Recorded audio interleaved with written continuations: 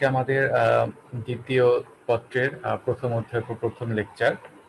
এটা হচ্ছে পরিবেশ রসায়ন। তো আজকে আমরা এই পরিবেশ রসায়ন চ্যাপ্টারে কিছু সূত্র নিয়ে আলোচনা করব। বয়েল ও চার্লসের সূত্র, তারপর আছে তোমার সূত্রদ্বয়ের সমন্বয় এবং আদর্শ গ্যাসের সমীকরণ, এগুলো আজকে আমরা দেখব। তো তোমরা যারা উপস্থিত আছো চ্যাট বক্সের রোল নাম্বারটা লিখে দাও।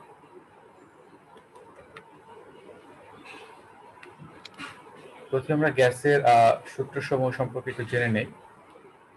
বিজ্ঞানীরা গ্যাসে তোমার যে ভৌত ধর্মভিত্তিক পরিবর্তনশীল চারটি রাশি, যেমন গ্যাসের মোল সংখ্যা, আয়তন, চাপ ও তাপমাত্রা প্রভৃতির যে কোনো দুটি রাশিকে স্থির রেখে অপর দুটি রাশির মধ্যে তোমার পরীক্ষা নিরীক্ষা করে কিছু সম্পর্ক স্থাপন করছে, যেগুলোকে গ্যাসের সূত্র নামে পরিচিত। যেমন বয়েলের সূত্র, চার্লসের সূত্র, অ্যাভোগাড্রোর সূত্র। এই সূত্রগুলো আজকে আমরা দেখব, এগুলো হচ্ছে গ্যাসের সূত্রসমূহ। তো প্রথমে আসবে বয়েলের সূত্র। বয়েলের সূত্রের মূল কথা হলো স্থির তাপমাত্রায় তোমার নির্দিষ্ট ভরের কোনো গ্যাসের আয়তন ওই গ্যাসের উপর প্রযুক্ত চাপের ব্যস্তানুপাতিক। তাহলে স্থির তাপমাত্রায় নির্দিষ্ট ভরের কোনো গ্যাসের আয়তন ওই গ্যাসের উপর প্রযুক্ত চাপের ব্যস্তানুপাতিক। তো আমরা যদি ধরে নেই যে টি ডিগ্রি সেলসিয়াস তাপমাত্রায় নির্দিষ্ট ভরের কোনো গ্যাসের চাপ হচ্ছে পি এবং গ্যাসের আয়তন যদি ভি হয়, তাহলে এই বয়েলের সূত্র অনুযায়ী সেটা দাঁড়াবে ভি প্রপোর্শনাল টু 1/p। কারণ বলছে যে আয়তনটা প্রযুক্ত চাপের ব্যস্তানুপাতিক, তাহলে ভি প্রপোর্শনাল টু 1/p হবে। এখন এখানে যদি আমরা সমানুপাতিক ধ্রুবকটা উঠাই দেই, সমানুপাতিক চিহ্নটা উঠিয়ে দেই, তাহলে একটা সমানুপাতিক ধ্রুবক চলে আসবে কে। তখন আমরা লিখতে পারি পিভি ইকুয়ালস টু হচ্ছে কে, মানে কে হচ্ছে এখানে একটা ধ্রুব রাশি বা সমানুপাতিক ধ্রুবকও বলতে পারো। তাহলে এই সূত্র থেকে আমরা দেখতে পাচ্ছি যে চাপ ও আয়তনের গুণফল কি হয়? ধ্রুব হয়। ঠিক আছে, চাপ এবং আয়তনের গুণফল হচ্ছে ধ্রুব। তো সেক্ষেত্রে আমরা স্থির তাপমাত্রায় নির্দিষ্ট ভরে কোনো গ্যাসের উপর চাপ যদি পি পরিবর্তন করি, পি এর মান পরিবর্তন করে P1, P2 বা P3 যখন করা হলো, তখন আয়তন পাওয়া গেল V1, V2 এবং V3। তাহলে P1 চাপের ক্ষেত্রে আয়তন পাওয়া গেল হচ্ছে V1, সেক্ষেত্রে P1 V1 এই দুটার গুণফল হবে K। আবার যখন চাপ P2 করা হলো, তখন আয়তন হচ্ছে V2, তাহলে P2 এবং V2 এর গুণফলও কিন্তু K হবে, সেটা ধ্রুব রাশি হবে। অতএব তুমি চাপ পরিবর্তন করার ফলে যে আয়তন পাবা, সেই চাপ এবং আয়তনের গুণফল সবসময় কি থাকবে? ধ্রুব থাকবে, গুণফলের মান সেম আসবে। সেক্ষেত্রে আমরা লিখতে পারি P1 V1 equals two P2 V2 equals two P3 V3, এই সবগুলো ইকুয়ালস টু হচ্ছে K। তাহলে তোমার নির্দিষ্ট তাপমাত্রায় নির্দিষ্ট ভরের কোনো গ্যাসের চাপ এবং আয়তনের গুণফল সকল ক্ষেত্রে কি থাকবে? ধ্রুব থাকবে।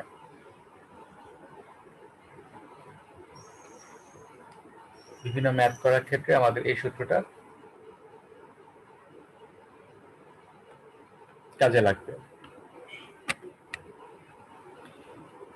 এবার আসি আমরা বয়েলের সূত্রের যে লেখচিত্র ভিত্তিক প্রকাশ, সেটা তোমার স্থির তাপমাত্রায় নির্দিষ্ট পরিমাণ গ্যাসের উপর বিভিন্ন পরিমাণ চাপ প্রয়োগ করে তোমার যে আয়তন পাওয়া যায়, তার দ্বারা আয়তন বনাম চাপের লেখচিত্র অঙ্কন করলে একটা বক্ররেখা পাওয়া যায়, অধিবৃত্তের মতো একটা বক্ররেখা পাওয়া যায়। এবং আমরা যদি আবার তোমার ভি বনাম 1/p এর লেখচিত্র অঙ্কন করি, 1/p এর লেখচিত্র অঙ্কন করলেও সেখানে একটা মূলবিন্দুগামী সরলরেখা পাওয়া যায়। আর এছাড়া পিভি বনাম পি এর লেখচিত্র অঙ্কন করলে তোমার এক্স অক্ষের সমান্তরাল সরলরেখা পাওয়া যায়। ঠিক আছে, তো সেক্ষেত্রে এই যে তিন প্রকার রেখা আমরা পাচ্ছি, প্রত্যেকটাকে বলা হয় সমতাপীয় রেখা বা আইসোথার্ম বলা হয়। যেহেতু এই ক্ষেত্রে বয়েলের সূত্র অনুযায়ী তাপমাত্রা স্থির, তাই এটাকে আইসোথার্ম বলা হয়। তো আমরা এটা কিভাবে সংজ্ঞায়িত করতে পারি? যে বয়েলের সূত্র অনুযায়ী স্থির তাপমাত্রায় আয়তন বনাম চাপের লেখচিত্র অঙ্কন করলে বা আয়তন বনাম 1/p এর লেখচিত্র অঙ্কন করলে যে রেখা পাওয়া যায় তাকে আইসোথার্ম বা সমতাপীয় রেখা বলা হয়। যেমন প্রেসার বনাম আয়তনের যে লেখচিত্র সেটা যদি আমরা অঙ্কন করি তাহলে দেখা যাবে যে এরকম একটা অধিবৃত্তের মতো বক্ররেখা পাওয়া যাচ্ছে। এবং তাপমাত্রা যত বাড়ানো হবে ওই রেখাটা তত উপরের দিকে যাবে, কারণ হচ্ছে 200 ডিগ্রি সেলসিয়াস বা 200 কেলভিন তাপমাত্রায় তোমার আয়তন যেটা পাওয়া যাবে 400 কেলভিন তাপমাত্রায় আয়তন কিন্তু সেটা হবে না, তার থেকে বেশি হবে। এই জন্য সেখানে যে বক্ররেখাটা পাওয়া যাবে সেটা একটু উপরে হবে। তাপমাত্রা তুমি যত বাড়াবা রেখাটা তত উপরের দিকে যাবে। ঠিক একইভাবে আমরা চাপ বনাম 1/v বা v বনাম 1/p এর লেখচিত্র অঙ্কন করলেও কিন্তু এরকম সরলরেখা পাওয়া যাবে। আমরা এখানে আরেকটা গ্রাফ আঁকতে পারি। গ্রাফটাকে ঠিক এভাবে প্রকাশ করা যায়, v বনাম p। তো আমরা চাপ যত বাড়াবো আয়তন তত কমতে থাকবে, সেক্ষেত্রে এরকম অতিবৃত্তের মতো বক্ররেখা পাওয়া যাবে। ঠিক একইভাবে আমরা যখন এখানে v বনাম 1/p এর লেখচিত্র অঙ্কন করব তখন কিন্তু এরকম মূল বিন্দুগামী সরল রেখা পাওয়া যাবে এবং বিভিন্ন তাপমাত্রায় রেখাগুলো বিভিন্ন রকম হবে। তো নিম্ন তাপমাত্রা রেখাগুলো নিচ দিক দিয়ে যাবে, উচ্চ তাপমাত্রা রেখাগুলো উপরের দিক দিয়ে যাবে। ঠিক একইভাবে আমরা যদি pb বনাম p এর লেখচিত্র অঙ্কন করি, তোমরা জানো যে এখানে আমরা যে সমীকরণটা দেখছিলাম সেখানে লেখা দেওয়া ছিল pb = k, তার মানে চাপ এবং আয়তনের গুণফল কি থাকবে? ধ্রুব থাকবে। তাহলে তুমি যতই চাপ বাড়াও না কেন চাপ এবং আয়তনের গুণফলের মান সেম থাকবে, তাই এখানে তোমার এক্স অক্ষের সমান্তরাল সরলরেখা পাওয়া যাবে। আর তাপমাত্রা যত বাড়াবো এই পিবি এর মানও তত বাড়বে, তখন যে রেখাটা সরলরেখাটা পাওয়া যাবে এক্স অক্ষের সমান্তরাল সরলরেখা সেটা আরো উপরের দিকে হবে। ঠিক আছে, তাহলে এই হলো 3 ধরনের লেখচিত্র বয়লের সূত্র অনুযায়ী, এবং তিনটাই কিন্তু খুব গুরুত্বপূর্ণ, আমাদেরকে তিনটাই পড়তে হবে। এবং এই তিনটাই কিন্তু আসলে হচ্ছে সমতাপীয় রেখা বা যেটাকে আমরা বলি আইসোথার্ম।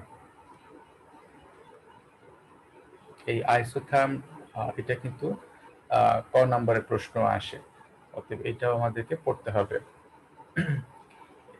এই জায়গায় যদি কারো কোনো প্রশ্ন থাকে জিজ্ঞেস করতে পারো।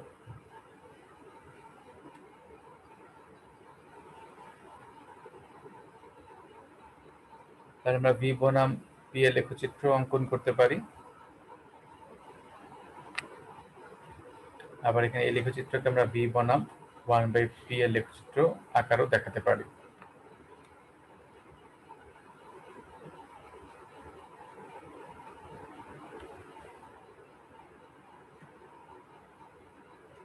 আচ্ছা, এরপর আসবো আমরা চার্লসের সূত্রে। চার্লসের সূত্রটা ছিল স্থির চাপে নির্দিষ্ট ভরের গ্যাসের আয়তন প্রতি ডিগ্রি সেলসিয়াস তাপমাত্রা বৃদ্ধি বা হ্রাসের জন্য ওই গ্যাসের 0 ডিগ্রি সেলসিয়াস উষ্ণতায় যে আয়তন হয় তার 1/273 অংশে যথাক্রমে বৃদ্ধি বা হ্রাস পায়।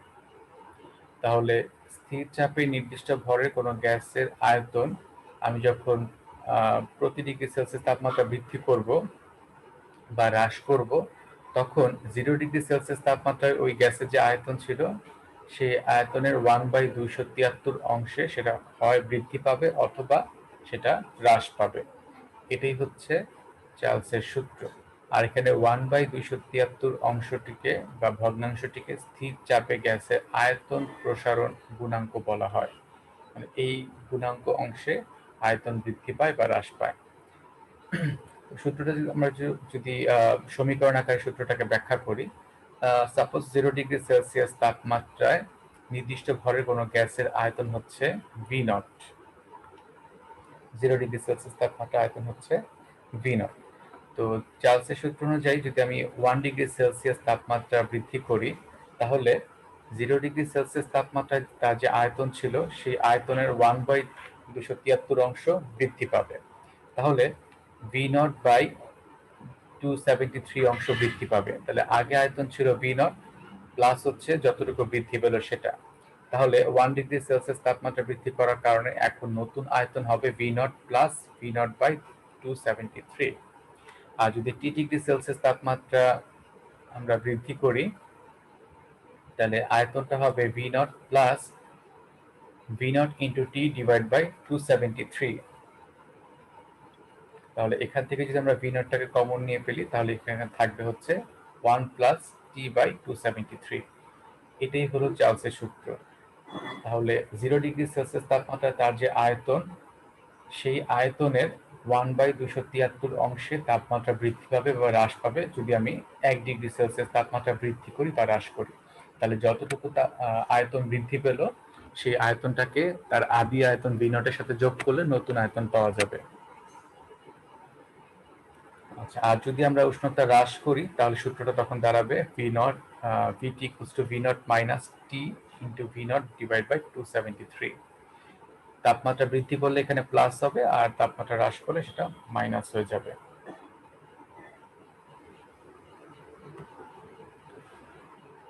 এবার আমরা এই চার্লসের সূত্রে একটা গাণিতিক প্রকাশ দেখব। ধরি স্থির চাপে কোনো নির্দিষ্ট ভরের গ্যাসের আয়তন 0 ডিগ্রি সেলসিয়াস উষ্ণতায় V সেন্টিমিটার কিউব আর T1 উষ্ণতায় আয়তন হচ্ছে V1 সিসি বা সেন্টিমিটার কিউব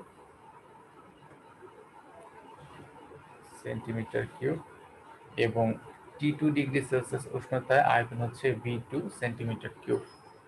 এগুলো হচ্ছে ওই গ্যাসের আয়তন বিভিন্ন তাপমাত্রায়। তাহলে প্রথমে যদি আমরা প্রথম ক্ষেত্রে আয়তনটা দেখি এবং সেটাকে সমীকরণ আকারে প্রকাশ করি তাহলে V1 ইকুয়ালস টু হবে 0 ডিগ্রি সেলসিয়াস তাপমাত্রা আয়তন ছিল V plus V1 equals to হবে V into 1 plus T1 by 273। এটা হচ্ছে এই সমীকরণ অনুযায়ী। এখানে যে সমীকরণটা লেখা হচ্ছে সেটা আদলে এই সমীকরণটা আমরা লিখছি। V1 ইকুয়ালস টু হবে V into 1 plus T1 by 273। তো এখান থেকে এটাকে একটু সমাধান করলে এটা হবে V into 273 plus T1 divide by 273। তো কোনো তাপমাত্রার সাথে যখন আমরা 273 যোগ করি তখন সেটা পরম তাপমাত্রা হয়ে যায় বা কেলভিন স্কেলের তাপমাত্রা হয়ে যায় এবং সেটাকে আমরা ক্যাপিটাল T দিয়ে প্রকাশ করি। তো এটাকে আমরা ক্যাপিটাল T1 ডিগ্রি দিয়ে প্রকাশ করলাম। ঠিক আছে, আচ্ছা।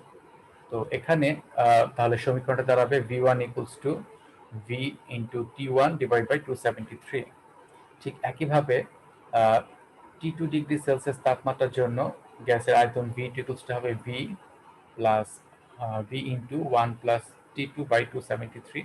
সেখানে আমরা লিখতে পারি V into 273 plus T2 divide by 273 এবং এখানে এই 273 প্লাস T2 ইকুয়ালস টু হচ্ছে ক্যাপিটাল T2 কেলভিন তাপমাত্রা।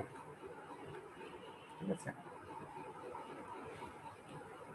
এটা হচ্ছে কেলভিন তাপমাত্রা। তো এখানে তাহলে সমীকরণটা দাঁড়ায় V2 equals to V into T2 divide by 273। এটা হচ্ছে দুইটা সমীকরণ।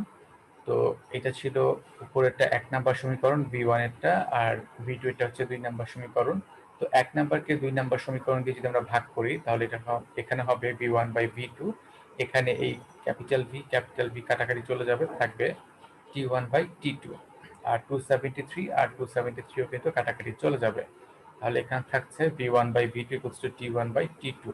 তাহলে একইভাবে আমরা লিখতে পারি V by T equals to হচ্ছে K, কারণ যেহেতু V1 by V2 equals to হচ্ছে T1 বাই T2 মানে এই দুইটার অনুপাত একটা ধ্রুব রাশি, তাই আমরা এখান থেকে লিখতে পারি V1 by V2 equals to T1 by T2 equals to হচ্ছে K, একটা ধ্রুব রাশি।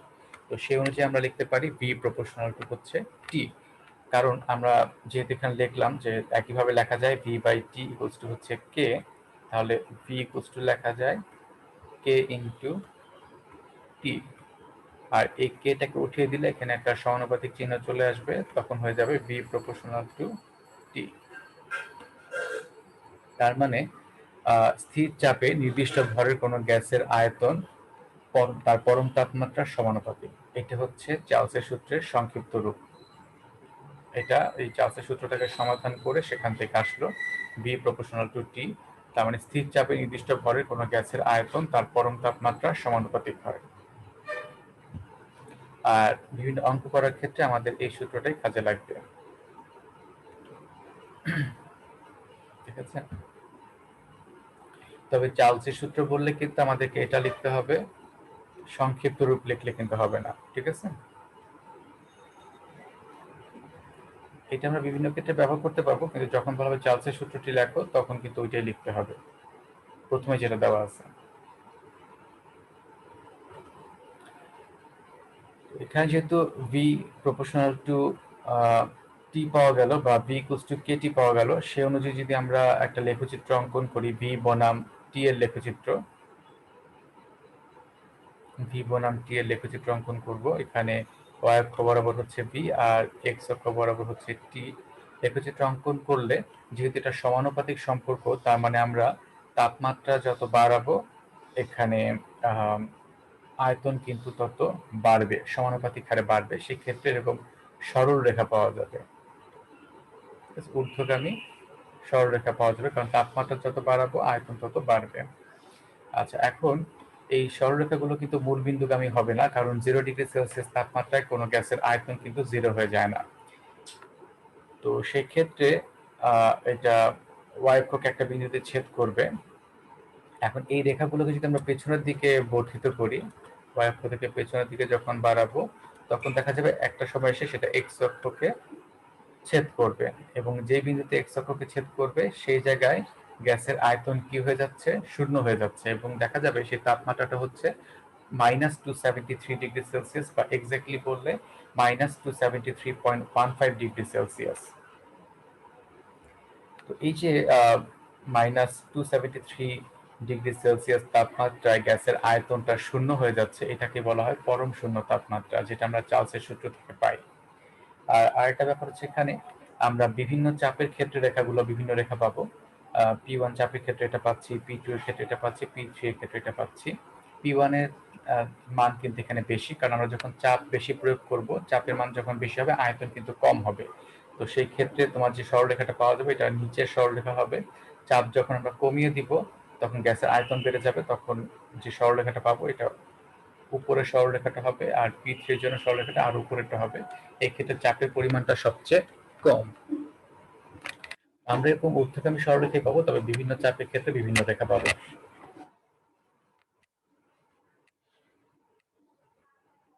এখানে যদি কারো কোনো প্রশ্ন থাকে জিজ্ঞেস করতে পারো চার্লসের সূত্র অনুযায়ী। আর চার্লসের সূত্র অনুযায়ী কিন্তু চাপের মানটা হচ্ছে স্থির। এখানে চাপের মানটা স্থির, আয়তন বনাম আমরা তাপমাত্রা লেখচিত্র অঙ্কন করতেছি। তার মানে চার্লসের সূত্র অনুযায়ী যখন আমরা স্থির চাপে আয়তন বনাম তাপমাত্রা লেখচিত্র অঙ্কন করব, তখন যে সরলরেখাগুলো পাওয়া যায় তাকে বলা হয় আইসোবার। এই রেখাগুলোকে বলা হয় আইসোবার, কারণ এখানে চাপটা হচ্ছে স্থির। চাপ যেহেতু স্থির তাই এটা হচ্ছে আইসো, আর চাপের একক হচ্ছে বার এই জায়গায়, এই জন্য এটাকে বলা হয় আইসোবার। তো ফার্স্ট পেপারে আইসোবার আর সেকেন্ড পেপারে আইসোবারের কিন্তু সংজ্ঞা ভিন্ন। ফার্স্ট পেপারে আইসোবার ছিল যেখানে ভর সংখ্যা কি থাকবে, সমান থাকবে, আর সেকেন্ড পেপারে আইসোবার মানে হচ্ছে এখানে চাপ স্থির থাকবে। চাপের বিভিন্ন একক আছে, যেমন আমরা চাপের এককগুলো জানি, এটিএম, তারপর আছে হচ্ছে প্যাসকেল। হ্যাঁ, ঠিক একইভাবে চাপের আরো একক আছে, যেমন টর, তারপর আছে বার, এগুলো চাপের একক। তারপরে মিলিমিটার মার্কারি চাপ, সেন্টিমিটার মার্কারি চাপ, এই সবগুলো কিন্তু চাপের একক। তো এই রেখাগুলোকে বলা হচ্ছে আইসোবার। তো আমি সংখ্যাটা আবার বলতেছি, চার্লসের সূত্র অনুযায়ী স্থির চাপে আয়তন বনাম তাপমাত্রা লেখচিত্র অঙ্কন করলে যে সরলরেখা পাওয়া যায় তাকে আইসোবার বলা হয়। এরপর আরো গুরুত্বপূর্ণ একটা সংজ্ঞাতে আমরা আসবো, সেটা হচ্ছে পরম শূন্য তাপমাত্রা। এটা হলো যে তাপমাত্রায় কোনো গ্যাসের আয়তন তাত্ত্বিকভাবে শূন্য হয়। তাত্ত্বিক বলতে বোঝাচ্ছে এটা হচ্ছে থিওরিটিক্যাল বিষয়। এটা বাস্তবে সম্ভব না। বাস্তবে আমি কোনো একটা গ্যাসের আয়তনকে শূন্য করে ফেলতে পারবো না, তাই না? তো যে তাপমাত্রায় কোনো গ্যাসের আয়তন তাত্ত্বিকভাবে শূন্য হয় তাকে পরম শূন্য তাপমাত্রা বলা হয়। এবং এই পরম শূন্য তাপমাত্রার মান হচ্ছে -273°C, বা এক্স্যাক্টলি বললে 273.15°C, -273.15°C। এটি হচ্ছে চার্লসের সূত্র। আর বাস্তবে এটা ঘটনা আমি আগেই বলছি, কারণ হচ্ছে তাপমাত্রা যখন আমি কমাতে থাকবো একটা পর্যায়ে এসে গ্যাসটা কিন্তু তরলে পরিণত হবে, আর তরলের ক্ষেত্রে কিন্তু চার্লসের সূত্র প্রযোজ্য না, এটা শুধুমাত্র গ্যাসীয় পদার্থের ক্ষেত্রে প্রযোজ্য। তারপরে আসবে এই পরম শূন্য উষ্ণতা বা তাপমাত্রায় গ্যাসের প্রকৃতি, ভর, আয়তন বা অন্যান্য যে ভৌত অবস্থা আছে তার উপরে নির্ভরশীল নয়। এটা পরম শূন্য তাপমাত্রাটা যে কোনো গ্যাসের ক্ষেত্রে এটা প্রযোজ্য। এর চেয়ে কম উষ্ণতা বাস্তবে পাওয়া সম্ভব না। এই যে আমরা পরম শূন্য তাপমাত্রার কথা বললাম -273°C, এর চেয়ে কম তাপমাত্রা পাওয়া সম্ভব না। তো পরম উষ্ণতার ধারণা অনেক অনেক বেশি তোমার বিজ্ঞানসম্মত এবং সার্বজনীন, এই কারণে পরম শূন্য উষ্ণতাকে পরম তাপমাত্রাও বলা হয়। এরপর আমরা কেলভিন স্কেলের তাপমাত্রা, সেটা হচ্ছে এই যে আমরা পরম শূন্য তাপমাত্রা মানটা বের করলাম -273°C, এটাকে 0 ধরে তোমার নতুন যে তাপমাত্রা স্কেল প্রণয়ন করা হয়েছে সেটাকে বলা হয় তোমার কেলভিন স্কেল। -273°C কে শূন্য ধরে তাপমাত্রা পরিমাপে যে নতুন স্কেল প্রবর্তন করা হয়েছে সেটাকে বলা হয় কেলভিন স্কেল। এই স্কেল অনুযায়ী প্রতি ডিগ্রির মান ধরা হয় 1°C, এবং উষ্ণতার এই স্কেলকে বলা হয় পরম স্কেল। তার মানে কেলভিন স্কেলটাকে পরম স্কেলও বলা হয়। তো উষ্ণতার পরম স্কেল ও পরম শূন্য উষ্ণতার মধ্যে সম্পর্ক হলো পরম শূন্য উষ্ণতায় আসলে উষ্ণতার পরম স্কেলের নিম্ন স্থিরাঙ্ক, মানে ওই যে পরম শূন্য তাপমাত্রাটা এটাই হচ্ছে এই পরম স্কেলের সবচেয়ে নিচের বিন্দু, ঠিক আছে? আর ডিগ্রি সেলসিয়াস তাপমাত্রাকে এই পরম স্কেলের তাপমাত্রাতে কনভার্ট করার নিয়ম হচ্ছে ডিগ্রি সেলসিয়াসের তাপমাত্রা প্লাস 273, তাহলে আমরা পরম স্কেলে তাপমাত্রাটা পেয়ে যাব, বা বলতে পারো কেলভিন স্কেলে তাপমাত্রা পেয়ে যাব, এবং এটাকে ক্যাপিটাল টি দ্বারা প্রকাশ করা হয় কেলভিন স্কেলকে।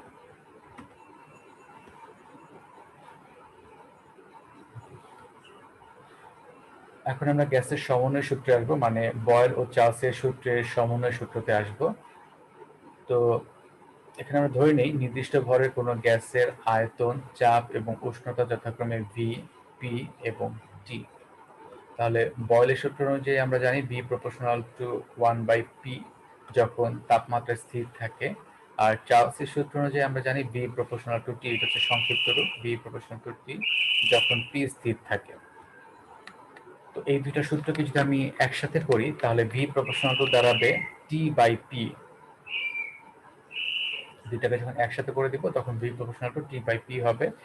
এখন সমানুপাতিক চিহ্নটা উঠাই দিলে একটা সমানুপাতিক ধ্রুবক চলে আসবে, তাহলে সমীকরণটা দাঁড়াবে ভি ইকুয়ালস টু KT/P। এই সমীকরণটা আসবে।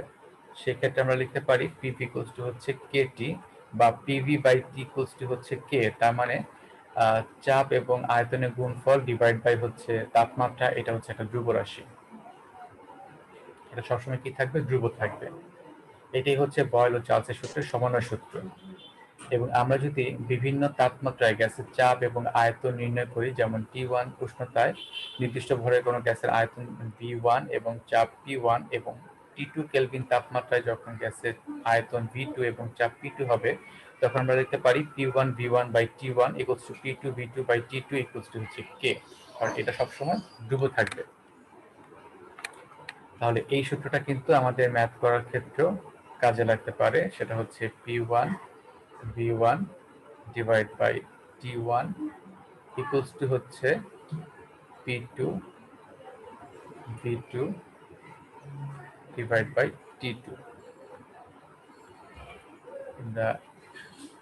এই সূত্রগুলো মনে রাখবা, এগুলো ম্যাথ করার ক্ষেত্রে কাজে লাগবে।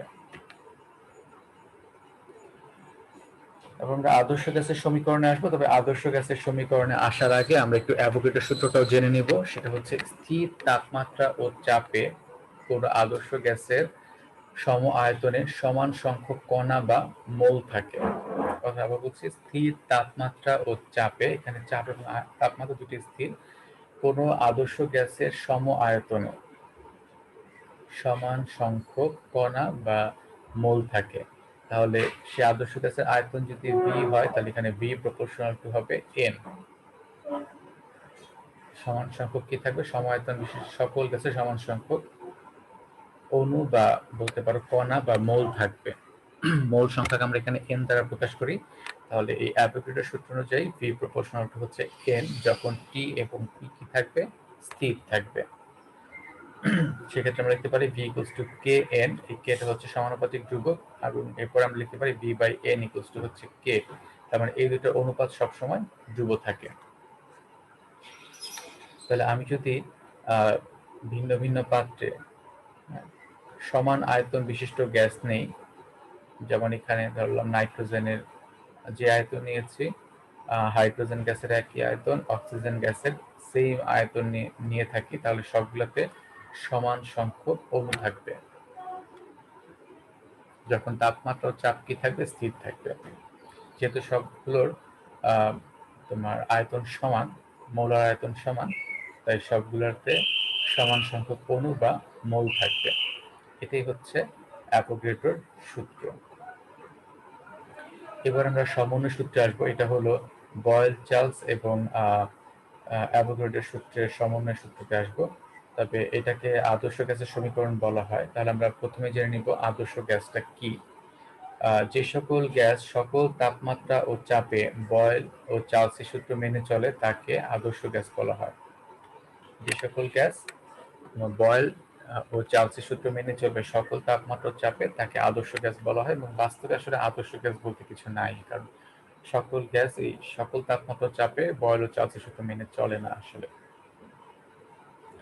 তো N মোল সংখ্যার কোনো গ্যাসের আয়তন, চাপ ও তাপমাত্রা যথাক্রমে V, P এবং T হলে আমরা বয়েলের সূত্র অনুযায়ী কি লিখতে পারি? V প্রপোর্শনাল টু 1/P, এটা আমরা লিখতে পারি।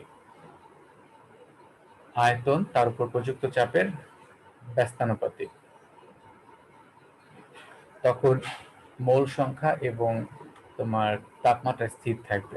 আর চার্লসের সূত্র অনুযায়ী V প্রপোর্শনাল টু হচ্ছে T, তার মানে তাপমাত্রা আয়তন হচ্ছে পরম তাপমাত্রার সমানুপাতিক। তখন N এবং P কি থাকবে? স্থির থাকবে, চাপ স্থির থাকবে।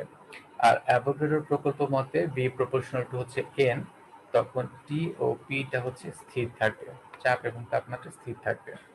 এই তিনটা সূত্রকে যদি আমরা সমন্বয় করি, তাহলে V প্রপোর্শনাল টু হবে NT বাই P।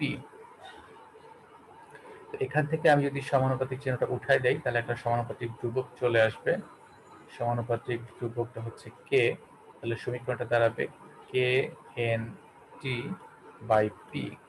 আমরা এই সমীকরণটা পাবো।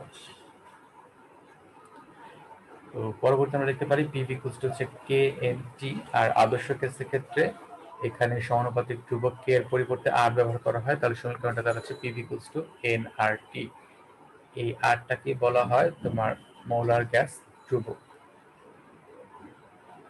1 গ্রাম অণু বা 1 মোল পরিমাণ কোনো গ্যাসের ক্ষেত্রে ধ্রুবক K এর মান একই হয় এবং এই ধ্রুবককে R অক্ষর দ্বারা প্রকাশ করা হয় 1 গ্রাম অণু বা 1 মোল গ্যাসের ক্ষেত্রে। এবং ধ্রুবক R কে তোমার বলা হয় সার্বজনীন গ্যাস ধ্রুবক বা মোলার গ্যাস ধ্রুবক বলা হয়। এবং N মোল গ্যাসের বেলায় আদর্শ গ্যাসের সমীকরণটা হচ্ছে P ইকুয়ালস টু nRT। আর 1 মোল গ্যাসের বেলায় সমীকরণটা দাঁড়াবে P ইকুয়ালস টু RT, কারণ এখানে N এর মান হচ্ছে 1। এটাই হলো আদর্শ গ্যাসের সমীকরণ, এবং এটাও আমরা বিভিন্ন ম্যাথ করার ক্ষেত্রে ব্যবহার করব। শুধুমাত্র যে সরাসরি আদর্শ গ্যাসের সমীকরণের ক্ষেত্রে ব্যবহার করবো তাই না, পরবর্তীতে আমরা যখন এই চ্যাপ্টারে আরো সূত্র পড়ব, যেমন ডাল্টনের আংশিক চাপ সূত্র, সেই জায়গাও কিন্তু এই সূত্রটা ব্যবহার হবে। আর এছাড়াও আমরা যখন সাম্য ধ্রুবক কেসি এবং কেপি এর মধ্যে সম্পর্ক দেখেছিলাম, তখনও কিন্তু এই সূত্রটা ব্যবহার করা হয়েছিল, তাই না? তো এই সূত্রটা বিভিন্ন ব্যবহার আছে। সেগুলো আমরা নেক্সট ক্লাসে এই অঙ্কগুলো দেখব, এই যে সূত্রগুলো আমরা পড়লাম সেই রিলেটেড ম্যাথগুলো আমরা দেখব। এখানে কিছু তোমাদের জন্য জ্ঞান স্তর ভিত্তিক প্রশ্ন আছে, যেমন বয়েলের সূত্রটি লেখো, তারপর হচ্ছে চার্লসের সূত্রটি লেখো। এই সবগুলো ইয়াতে দেওয়া আছে এই লেকচারের মধ্যে। তারপর হচ্ছে পরম শূন্য তাপমাত্রা কাকে বলে, তারপর হচ্ছে আইসোথার্ম কি, এই প্রশ্নগুলো আছে। তারপরে অনুধাবনমূলক প্রশ্নগুলোর মধ্যে হচ্ছে বয়েলের সূত্রটি ব্যাখ্যা করো, চার্লসের সূত্রটি ব্যাখ্যা করো, গ্যাসের সময়ের সূত্র ব্যাখ্যা করো, আদর্শ গ্যাসের সমীকরণ বা অবস্থার সমীকরণ ব্যাখ্যা করো, এই জিনিসগুলো ছিল। তো এই সূত্রগুলো কিন্তু আগেও তোমরা পড়ছো, হয়তো ফিজিক্সও তোমরা পড়ছো, বয়েলের সূত্র, চার্লসের সূত্র, অ্যাভোগাড্রোর সূত্র এবং আদর্শ গ্যাসের সমীকরণ, তো তোমরা আগেও দেখছো। এখন তোমাদের কাছে প্রশ্ন হচ্ছে আইসোথার্ম কি, এটা কে বলতে পারবা? এই লেকচারের মধ্যে যে আমরা দেখলাম আইসোথার্ম, কে বলতে পারবা?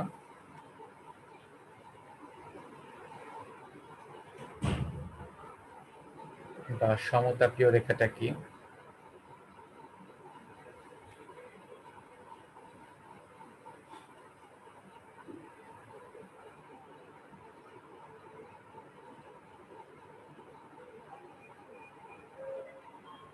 তো বলতে পারবা আইসোথার্মটা কি?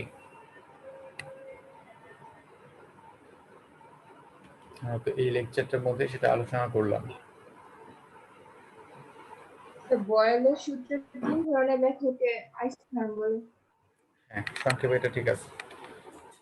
আমি কিন্তু এখন তোমাদের কাছে পরিপূর্ণভাবে সংজ্ঞা চাই নাই, জাস্ট হ্যাঁ এই কথাটা বলতে পারলে এখন চলবে। তবে যখন আমরা সংজ্ঞা লিখবো তখন এটা বলতে হবে বলের সূত্র অনুযায়ী স্থির তাপমাত্রা আমরা যে আয়তন বনাম চাপ অথবা আয়তন বনাম 1/, চাপের যে লেখচিত্র অঙ্কন করি তখন যে বক্ররেখা বা সরলরেখা পাওয়া যায়, এই সবগুলোই হচ্ছে আইসোথার্ম।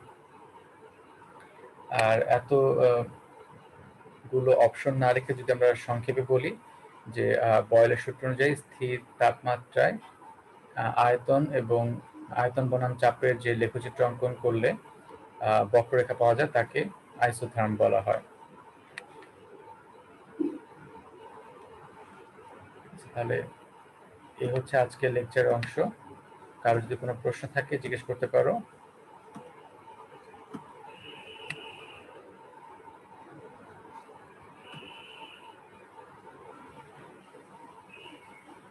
এই সূত্রগুলো জানা থাকলে আমরা নেক্সটে আরো কিছু সূত্র দেখবো, এগুলোর কাজে লাগবে, এই সূত্রগুলো কাজে লাগবে আমাদের।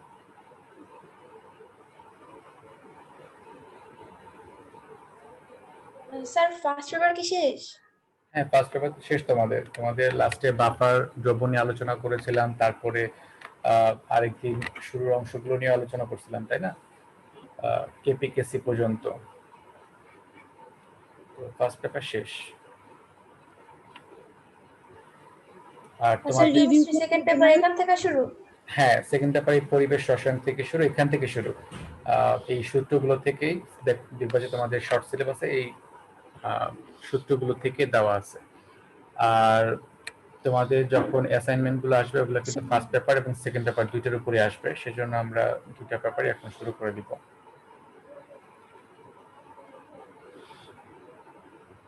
ঠিক আছে? কারণ স্যার অ্যাসাইনমেন্টের জন্য স্লাইড ফলো করলে হবে না? অ্যাসাইনমেন্টের জন্য স্যার স্লাইড অবশ্যই। স্লাইড তারপর ফলো করলে হবে না, কারণ হ্যাঁ, এখনো বই কিনি নাই।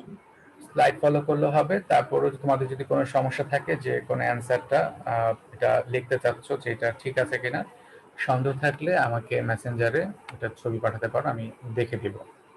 হ্যাঁ ঠিক আছে, কারণ এটা সঠিকভাবে লেখাটা কিন্তু খুব জরুরি অ্যাসাইনমেন্টের অ্যান্সারগুলো।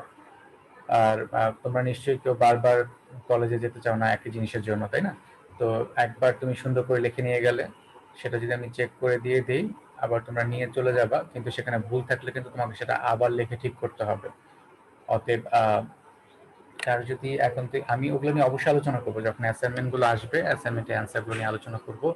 তারপরও কারো যদি একান্তই সমস্যা বোধ হয় যে হ্যাঁ এই জিনিসটা যে লিখলাম এই জিনিসটা ঠিক আছে কিনা, এটা জিজ্ঞেস করতে পারো, বা তখন আমাকে মেসেঞ্জারে ওটা ছবি পাঠালেও হবে যে হ্যাঁ স্যার এই জিনিসটা ঠিক আছে কিনা, আমি সেটা বলে দিব, সমস্যা নেই, যাতে তোমাদের সমস্যাটা কম হয় আর কি।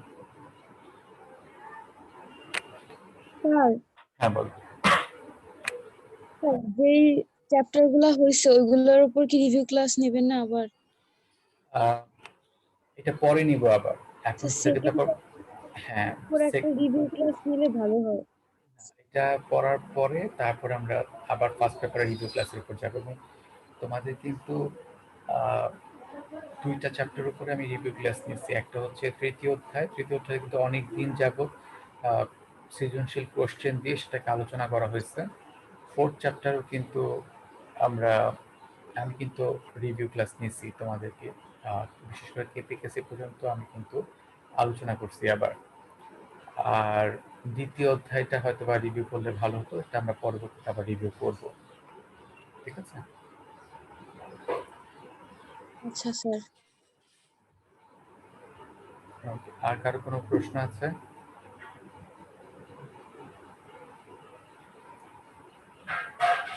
তো আমরা সবাই ভালো করে এই অ্যাসাইনমেন্টগুলো করবা। আর সেকেন্ড পেপারটা তোমার যেহেতু এখানে জৈব যৌগ আছে, এটা কিন্তু সাথে সাথে ক্লাসগুলো করে ভালো করে বুঝে নিলে সমস্যাটা কম হবে।